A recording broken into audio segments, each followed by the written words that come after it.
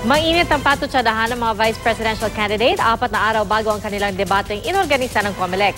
Partikular na isyong umunoy nakaw na yaman ng mga Marcos. Saksi si June Veneracion.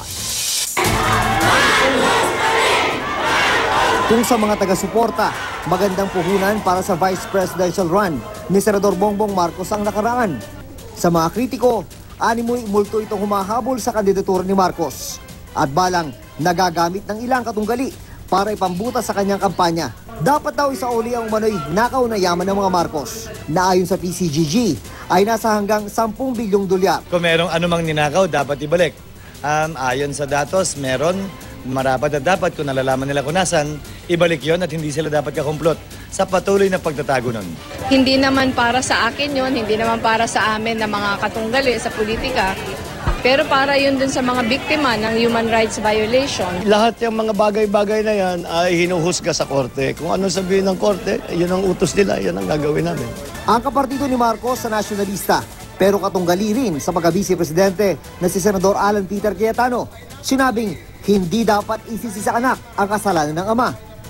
Pero higit sa sorry, mahalaga raw na isaoli ang pera kung nakaw nga ito. Patuloy na kinukuna ng GMA News ng pahayag si Senador Antonio Trillanes IV. Habang si Senador Gringo Honasan, dati nang sinabi na hindi dapat batikusin si Marcos sa kasalanan na naganap noong panahon ng panunungkulan ng kanyang ama. Hindi pa man nare-resolba ang isyu ng ill-gotten wealth ng mga Marcos, sinampahan naman ng reklamo sa ombudsman ng senador. Kaugnayan ng paglalaan umano niya ng kanyang pork barrel sa proyekto ng isang NGO ni Janet Labones. Sa bisa ng siyam na allotment request order na kanya raw inendorso. Kitang-kita naman mga fake yan at saka hindi sa amin galing.